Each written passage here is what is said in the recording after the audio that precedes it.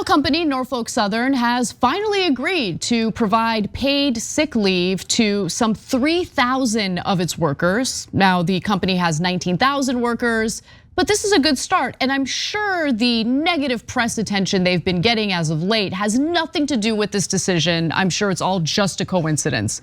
But nonetheless, this is a positive update for the workers who were actually about to strike over this particular issue, the lack of paid sick leave, until Congress decided to put their thumb on the scale and prevent them from doing so. Now, here are the details. Around 3,000 of their unionized track maintenance workers will receive up to a week of paid sick leave. They will automatically get 4 days of paid sick leave every new year, so that's good. The deal will also allow employees to utilize up to a maximum of 3 paid personal leave days per year as paid sick leave. Now, Tony Cardwell, who serves as the president of the Brotherhood of Maintenance of Way Employees Division, says this: after 45 years of fighting for this issue, the carrier and union have accomplished what is needed for those who contribute the most to railroad profits, the workers on the ballast line. Now, David Dayen also made another point that I think we're all thinking, which is Norfolk Southern must be in the midst of some bad publicity for it to sign an agreement with around 3,000 unionized maintenance of way workers for 7 paid sick days. And I think he's right about that, Yeah. So there's no question that Norfolk Southern is trying to get good press, and they're trying to distract you from the real problems. And again, since I run a company, I know how these things work. You do calculations on different costs and revenue lines, right? In this case, I guarantee you they calculated the cost of those sick days versus how much they'd have to pay if they carried less cars in a train line. Right? It used to be 80 to 90, which was already a lot. Now it's up to 150. That probably is a lot more money for them. Installing modern brakes instead of the brakes from the Civil War era. Containing chemical hazards better. All of them were probably more costly than the sick days. So they run it through the spreadsheet. They get the answer and they go, we will do a grand gesture and we'll hit 2 birds with 1 stone. People were complaining about the rail workers not having sick days before, and now they're complaining that we don't have enough of them on the trains. We'll do this smallest little change so that people will say that we did it and we could all move on.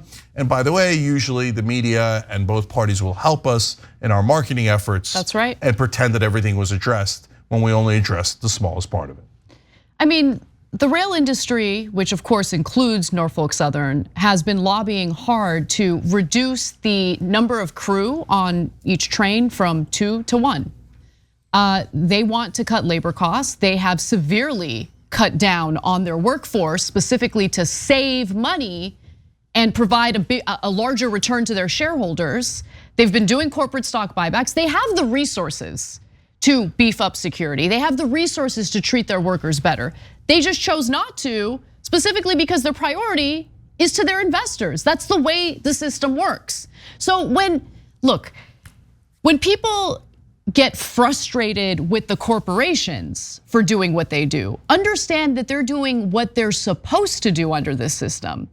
And if you're a big believer in capitalism, right, then you need to have the watchdogs and you need to have oversight. You need to have a government that keeps corporations in check so we don't have thousands of train derailments each year.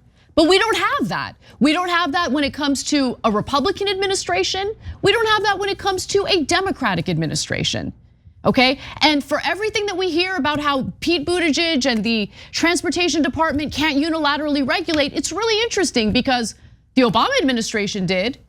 And then Trump gets elected and he unilaterally reverses that regulation without any involvement from Congress. So why is it that all of a sudden we're hearing about Congress again?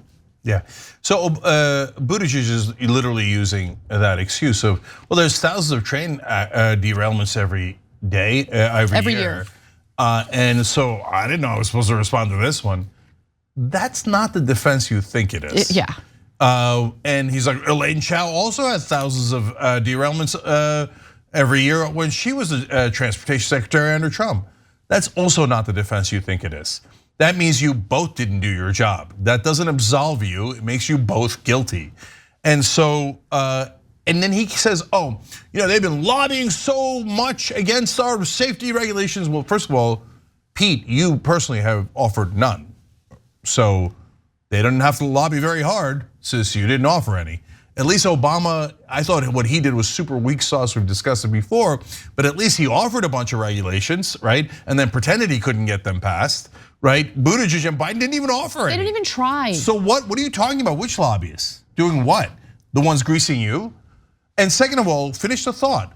The lobbyists lobby so hard, and what do while they're lobbying? Is it that they roll up their sleeves and shine the floors or something? No, they pass out money. Who do they pass it out to? Oh, right, your colleagues. That's right. The criminals that take all those bribes. And that's why you can't pass the regulation, because the Republicans and Democrats in Congress won't let you because they were bribed. Guys, please, go to opensecrets.org and look at the lobbying that was spent specifically by Norfolk Southern in 2022. And then break it down percentage-wise based on Democrats and Republicans. Who did they give to more? It's about the same. I can't even remember. It's honestly a negligible percentage difference, right? But yeah, $1.8 million they spent on lobbying in 2022 alone. And they give to both sides because they want to bribe both sides so they remain deregulated. This isn't a surprise, this isn't shocking. Everything is working the way that you should expect it to based on where the money's flowing. That's it. So they give 1.8 million and they cut costs so much that they make billions in profits. Buying American politicians is the best investment you could make. And remember, they're on the same team. They're just playing good cop, bad cop. 1000%. So Republicans deregulate, Democrats can't find a way to regulate. Everybody gets distracted fighting the partisan fights. Meanwhile, no one actually holds any of the companies accountable. So this is a small win for the workers, and I love that they fought for it, and I celebrate that part of it. But it is a calculated concession that is meant to be the smallest possible concession that the company could give, and they're hoping that corporate politicians and corporate media cover their ass for the rest of it. Thanks for watching The Young Turks, really appreciate it. Another way to show support is through YouTube memberships. You'll get to interact with us more. There's live chat emojis, badges. You've got emojis of me, Anna, John, JR, so those are super fun. But you also get playback of our exclusive member-only shows and specials right after they air. So all of that, all you gotta do is click that join button right underneath the video. Thank you.